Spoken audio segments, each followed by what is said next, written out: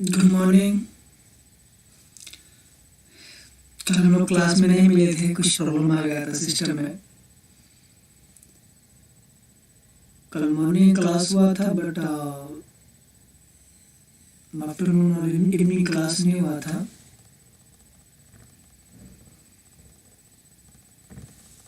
इसीलिए आज मॉर्निंग में हम लोग क्लास सब सही हो गया, चालू किए हैं।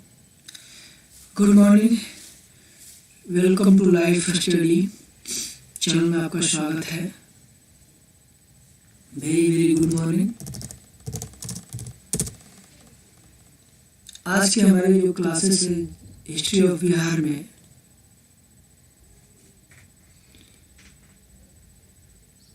कल हम पढ़े थे निमि बिदे से मिथि जनक बिदे जो थे उसमें कितने राजा थे, टोटल 53 राजा थे जनक बिदे के अनुसार। उसके बाद आज हम पढ़ेंगे मगध साम्राज्य का उत्कर्षण एवं विस्तार। मगध साम्राज्य का उत्कर्षण विस्तार, यानी मगध साम्राज्य का कैसे कैसे विस्तार हुआ, कैसे कैसे अपनी राज्य की सीमाओं को विस्तार किया। एक बहुत बड़ा साम्राज्य था, इसके बारे में पढ़ेंगे। ओके। वर्तमान बिहार की जो राजधानी है, वर्तमान में जो बिहार की राजधानी पटना है एवं गया जिलों के क्षेत्र में स्थित एक प्राचीन मगध भारत का एक प्रमुख राज्य था। यह बुद्ध काल में एक शक्तिशाली संगठित राजतंत्र बन गया। मगध राज्य का प्रारंभिक इतिहास, मगध राज्य का प्रारंभिक इतिहास महाभारत से मणि थे। मगध साम्राज्य का शासन करने वाले प्रथम राजवंश के विषय में पुराणों तथा बुद्ध ग्रंथों में भिन्न भिन्न विवरण मिलते हैं। पुराणों के अनुसार मगध का राजवंश बृहद वंश से प्रारंभ होता है। बृहद्र वंश पुराणों के अनुसार पहला बृहद वंश मगध का प्रथम वंश था। बृहद वंश में बृहदन वंश की स्थापना की थी। बृहदन ने बृहदन वंश की स्थापना की थी। बृहद्रथ के पिता का नाम चेदीराज वस्तु था। चेदीराज वस्तु था, जो बृहद्रथ के पिता का नाम चेदीराज वस्तु था। इस वंश के राजाओं में सर्वाधिक प्रसिद्ध बृहद्रथ, जो उसके पुत्र था जरासंध, सबसे शक्तिशाली और प्रतापी राजा था। उसने काशी, कौशल, चेदी, मलवा, विदेह, अंग, बंग, कलिंग, कश्मीर और गंगाधर के राजाओं को भी पराजित किया। गंगाधर के जो राजाओं थे, इन सब को क्या किया? पराजित किया।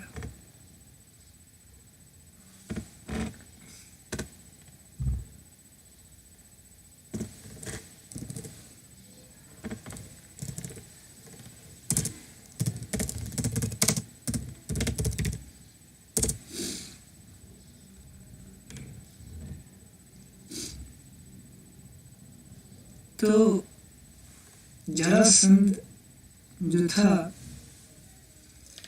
काफी शक्तिशाली और प्रतापी राजा था। जरासंध को भीम ने द्वंद्व युद्ध में, महाभारत पढ़े होंगे आप, कोई भी राजा कितना भी शक्तिशाली होता है, संसार में बोला गया है भगवान इसी मिट्टी में कितने को पैदा किया और इसी मिट्टी में मिला दिया। उसी तरह जरासंध भी बहुत शक्तिशाली था और एक तरह से अत्याचारी राजा था, लेकिन प्रतापी राजा था। उसको हराने वाला जरासंध को द्वंद्व युद्ध में पराजित करने वध कर दिया गया। द्वंद्व युद्ध में भीम ने हराया था। उसके बाद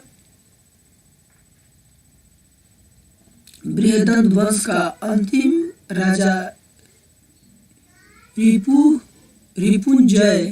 रिपुंजय था। रिपुंजय था इस वंश का अंतिम राजा रिपुंजय था। रिपुंजय की हत्या उसको हराने के बाद बताना भूल गया, सहदेव शासन वहाँ का उसका मतलब भीम का भाई सहदेव वहाँ का शासन संभाला। लेकिन बृहद वंश का अंतिम शासक रिपुंजय था।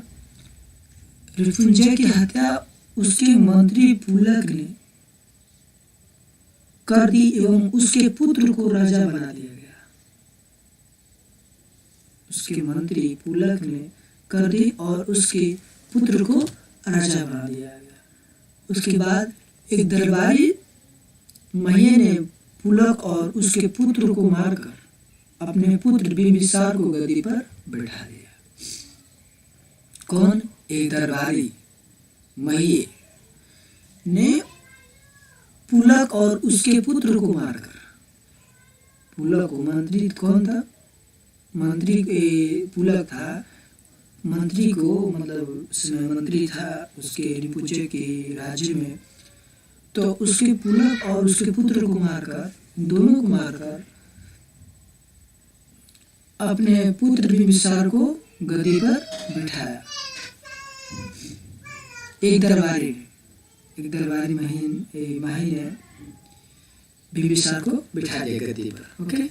बृहदंत की राजधानी को वसुमती या गिरिब्रज अथवा कुशाग्रपुर के नाम से जाना जाता है। हर्यक वंश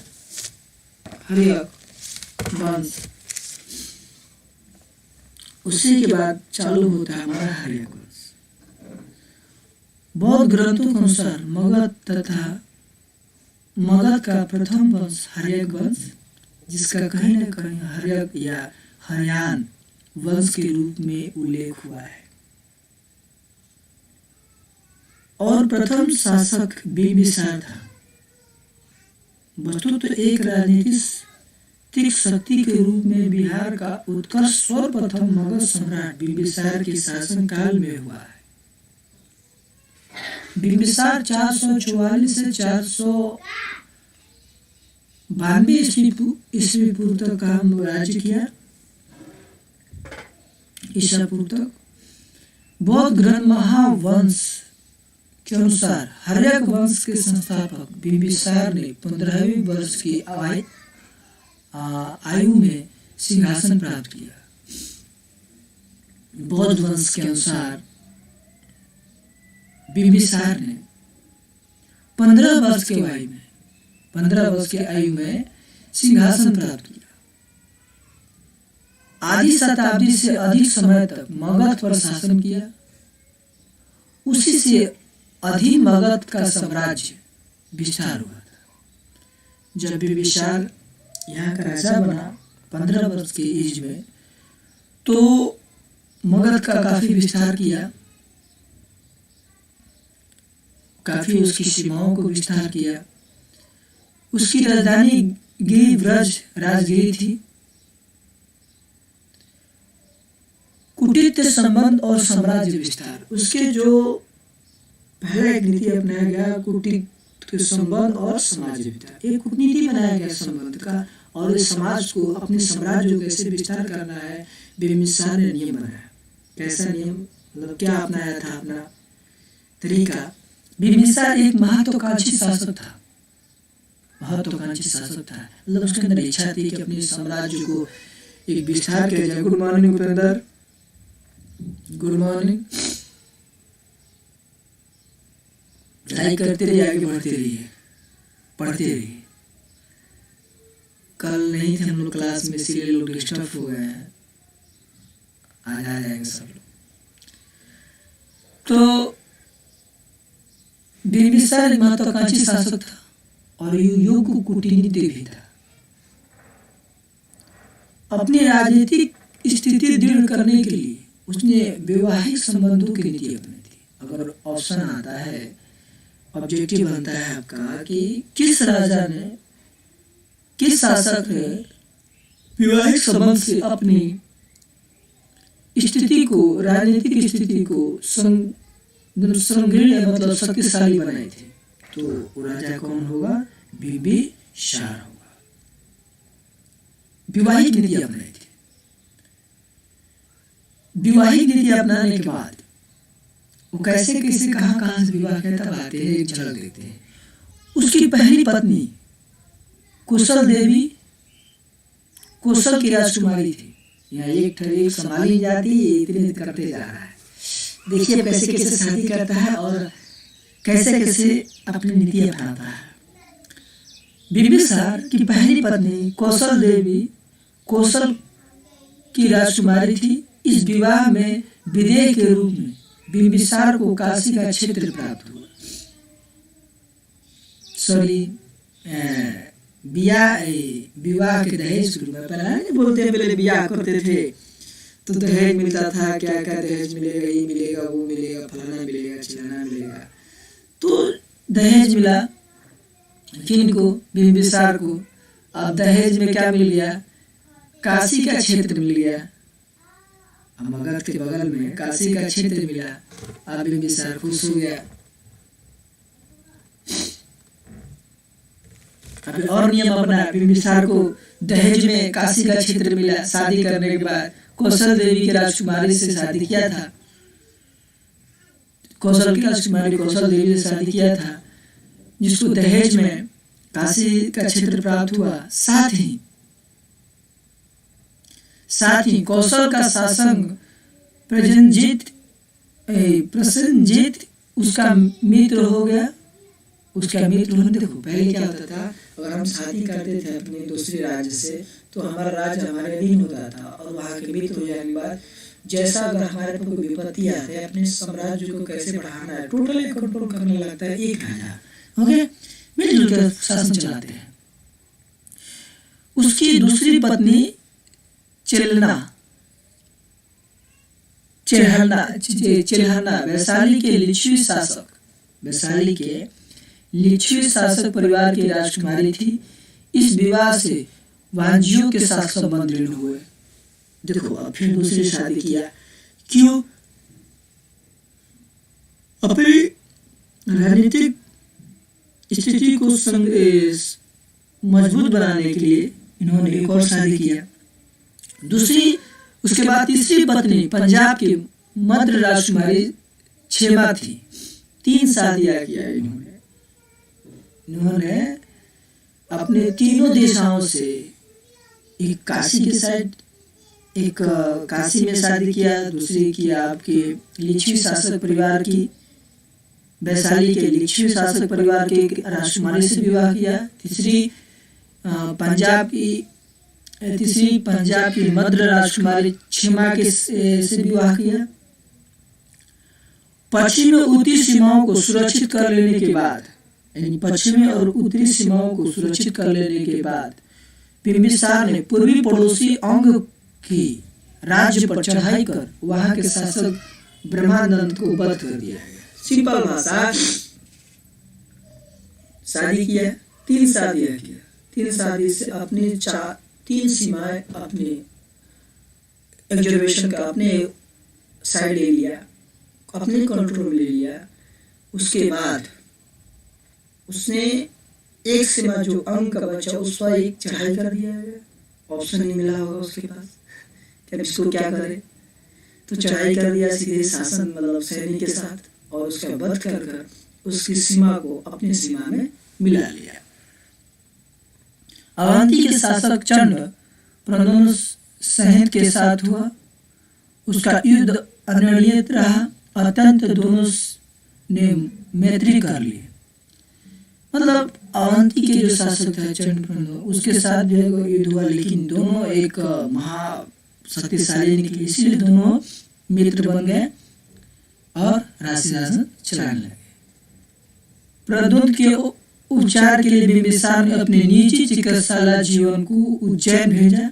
बिंबिसार का कूटनीति संपर्क गंधार के शासक से भी रहा।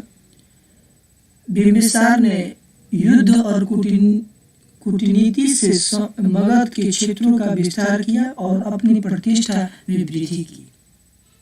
ओके, बिंबिसार ने अपने बड़े पुत्र दर्शक को अपना उत्तराधिकारी घोषित कर रहा था, जो अजातशत्रु को पसंद नहीं था। अंततः में उसने पिता को कैद कर खुद को राजा घोषित कर दिया। जो छोटा पुत्र था बिंबिसार का, बिंबिसार अपने बड़े पुत्र को दर्शक को उत्तराधिकारी घोषित कर रहा था। जो अजातशत्रु था उसका छोटा पुत्र उसको पसंद नहीं आया, तो अपने पिता को क्या किया, बंदी बना दिया और बंदी बनाकर अपने आप को राजा घोषित कर दिया। बौद्ध सूत्रों के अनुसार अजातशत्रु को अपने पिता का हत्यारा कहा गया है। बुद्ध के शास्त्रों के अनुसार, सूत्रों के अनुसार अजातशत्रु को अपने पिता का हत्यारा कहा गया है। परंतु जैन स्रोत इससे सहमत नहीं है। बिंबिसार का निधन लगभग 492 ईसा पूर्व में हुआ। इतिहास में बिंबिसार को ऐसा प्रथम शासक माना जाता है जिसने अस्थायी सेना रखी। इस प्रकार उसे सैन्य अथवा सेनिया भी कहा जाता है। बिंबिसार ने सेना में पहली बार हाथी का प्रयोग किया। बिंबिसार एक ऐसा शासक था जो अस्थायी सेना भी रखे थे। और देखो बिंबिसार के कुछ इंपॉर्टेंट टर्म्स पॉइंट क्या हो जाएगा। बिंबिसार ऐसा हर्यक वंश का पहला शासक बना। ओके, हर्यक वंश का संस्थापक बोल दो, चाहे कुछ भी बोल दो, पहला शासक बना, संस्थापक बना। दूसरी पॉइंट, ये 15 वर्ष की उम्र में ही सिंहासन बैठ गया। 15 वर्ष की उम्र में, इसका एज 15 वर्ष था तभी ये शासन पर बैठ गया। तो तीसरी बात कि यह अपने राज्य की सीमाओं को विस्तार करने के लिए वैवाहिक संबंधों की नीति अपनाई थी। वैवाहिक संबंध 3 शादियां किया। पहला कौशल देवी, कौशल की राजकुमारी से। ओके, पहले काशी के क्षेत्र को क्या कौशल गिरा, काशी के क्षेत्र पूरा बिंबिसार के अंदर आ गया दहेज में। उसके बाद चिल्हाना को शादी किया वैशाली और लिच्छवी परिवार में। उसके बाद शादी किया अपना पंजाब में। तीसरी पत्नी उसकी पंजाब की थी, मध्य राजकुमारी क्षमा थी। उसके बाद चौथी पॉइंट इसका बहुत इंपॉर्टेंट आता है कि ये ऐसा शासक था जो अस्थायी सेना रखी थी और यह पहली बार हाथी का प्रयोग किया था। सेना में हाथी का प्रयोग किया था। इतने जो टर्म्स हैं याद रखिएगा कि बिंबिसार और शासन का कब से था, 444 से लेकर 492 ईसा पूर्व तक। ओके, ईसा पूर्व तक था। उसके बाद इसका पुत्र जो था अजातशत्रु, कोई शासक नहीं, उत्तराधिकारी नहीं बनाना चाहता था। ये अपने छोटे बड़े पुत्र को दर्शक को बनाना चाहता था, लेकिन इसका छोटा पुत्र इसको क्या कर दिया, कैद कर अपने आप को राजा घोषित कर दिया, अजातशत्रु। अब अजातशत्रु आता है 492 से 460 ईसा पूर्व तक वो शासन करता है। अजातशत्रु हर्यक वंश का था और उसका नाम कुड़िक भी था। वह अपने पिता बिंबिसार की भांति साम्राज्यवादी तथा इसके समय में कौशल से मगध का संघर्ष छिड़ गया। बिंबिसार की मृत्यु के पश्चात उसकी पत्नी कौशल देवी की भी दुखद मृत्यु हो गई। जैसे बिंबिसार के जैसे ही मृत्यु हुआ, उसके बाद ही कौशल की जो राजकुमारी थी, जिसके साथ बिंबिसार का शादी हुआ था, दुख चाहे कैसे भी उनकी भी मृत्यु हो गई। उसके बाद बहन कौशल देवी की मृत्यु से प्रसेनजीत बड़ा क्रोधित हुआ और मगध को दिए गए काशी के अनेक ग्रामों को पुनः अपने अधिकार में ले लिया, जो दोनों राज्यों को संघर्ष का कारण बना। देखो, दहेज में जो राज्य मिला था कौशल को, दहेज में बिंबिसार को जो दहेज में राज मिला था, जितने ग्राम मिले थे, गांव मिले थे, काशी के कुछ अनेक गांव मिले थे, उनको क्या किया, काशी के वहाँ के जो शासक था प्रसेनजीत बड़ा क्रोधित हुआ और अपनी टोटली जितने अधिक दिया था अधिकार अपने सीमा में कुछ करने के लिए टोटल गांव को वापस ले लिया। उसके बाद इन दोनों राज्यों के बीच में एक बहुत बड़ा संघर्ष का कारण बन गया और टेंशन पैदा हो गया। कौशल के साथ संघर्ष बहुत एक अजीब सा हुआ। कौशल को और मगध के बीच संघर्ष में प्रसेनजीत पराजित हुआ तथा उसने भागकर श्रावस्ती में शरण ली। क्या हो गया, पराजित कर दिया गया। किसने पराजित किया? अजातशत्रु ने उसको पराजित कर दिया। दूसरी बार युद्ध में अजातशत्रु पराजित हुआ तथा प्रसेनजीत ने अपनी पुत्री विजया का विवाह अजातशत्रु से कर दिया। अब प्रसेनजीत ने अपनी पुत्री का विवाह किससे किया? अजातशत्रु से कर दिया। अजातशत्रु क्या किया? दूसरी बार जब युद्ध हुआ अजातशत्रु का हार गया, मतलब पराजित हो गया, तो क्या किया, प्रसेनजीत ने उसकी विवाह अपनी पुत्री वंजिया के साथ विवाह अजातशत्रु के साथ कर दिया।